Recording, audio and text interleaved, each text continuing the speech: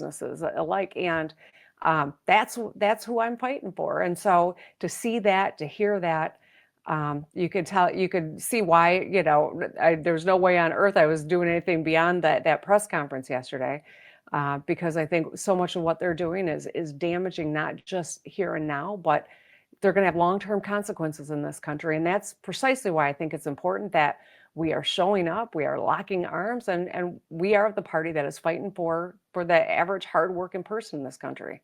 I do want to get to the tariffs, but before we do, um, do you think we're in a constitutional crisis? If the Supreme Court has told the president to do something, he has decided not to do it. I think this is the second time he's done this. Yep. He's also not enforcing the TikTok ban, just sort of ignoring that or ignoring the court's order on that. Are we in a constitutional crisis, and what's the responsibility of other leaders in the country if we are? We are, and I think that no one is above the law. The thought that we've got an administration that is just blatantly violating court orders should, I think, scare everybody. This is a very serious moment.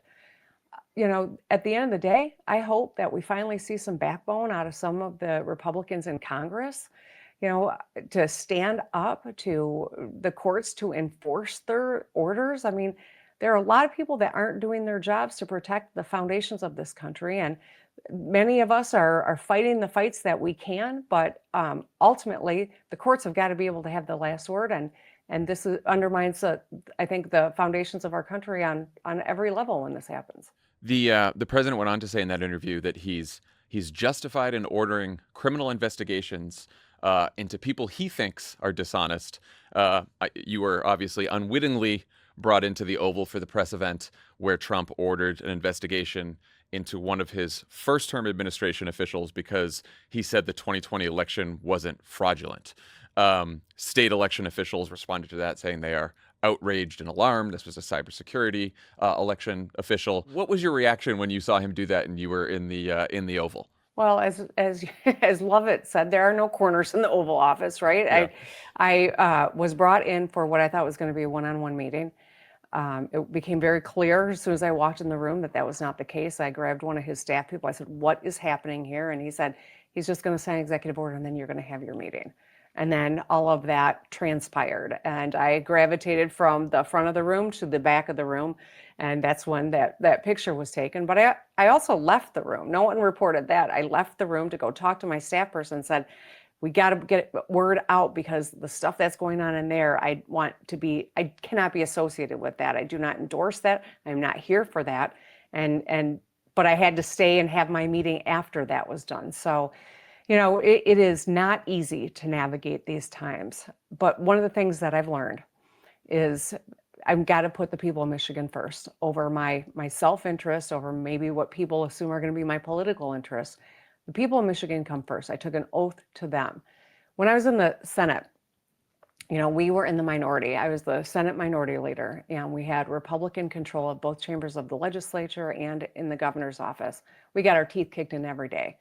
Of course, I had colleagues who, when they finally wanted to do Medicaid expansion, a Republican governor wanted to expand Medicaid under the Affordable Care Act to Michiganders. Some of my Democratic colleagues said, hell no, let's not do it. Let's make him beg for it. Let's deliver him a loss, and then they'll have to come back. And I didn't want to take that risk because I knew hundreds of thousands of Michiganders might get their health care from this. And so I went to work to bring my Democratic colleagues along.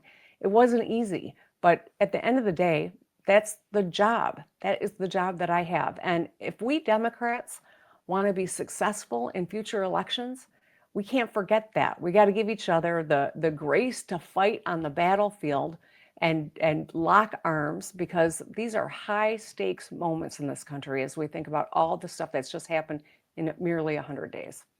Trump is currently investigating Michigan colleges and universities for their diversity policies. He's already tried to kick dozens of Michigan foreign students out of the country. He's threatening to unlawfully freeze federal funding for Michigan public schools, as he's already doing in Maine, because Governor Mills spoke up in a meeting. Have you asked the president to stop targeting people and institutions in your state? You know what? I have talked to the president about tariffs, which obviously we don't agree on. I have talked to the president about Asian carp that pose a real threat to the Great Lakes. I have talked to the president about ice storm victims in northern Michigan, who I'm hoping we can get some help from FEMA to support. I have not had that direct conversation on this subject yet, but I'm not afraid to do that.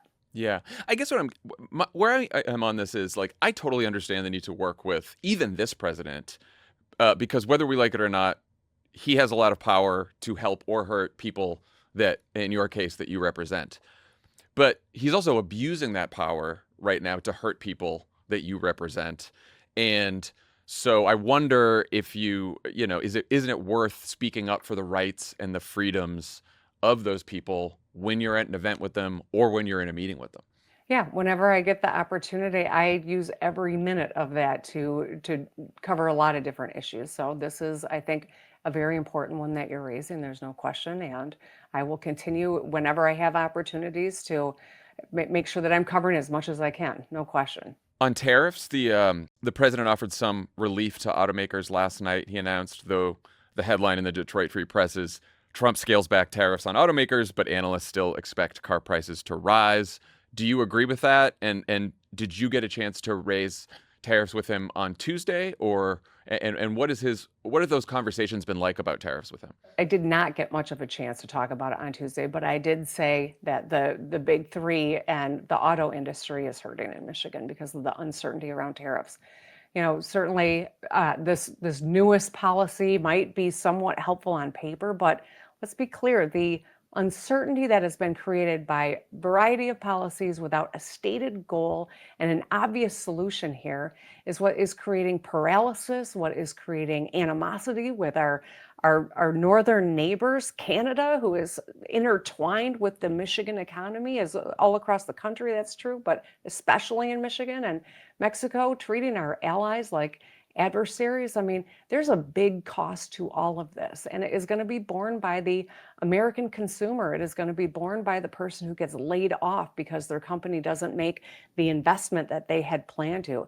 It's going to be borne by small businesses. They can't stock up storerooms like some businesses have been able to in preparation for all these ups and downs. This chaos with this tariff policy has undermined the American economy and has taken money out of people's pockets, and that's the worst part of it. So a couple of tweaks every few days doesn't fix the problem. It actually perpetuates the pain. In your conversations with him, do you get the sense that he's persuadable on this issue? No. I'm sorry to say that. I mean, Yeah. I'll just be blunt. I can tell you that I know that the auto companies are talking with the White House. I'm talking with them too. I know that they are talking with Secretary Lutnick and Commerce.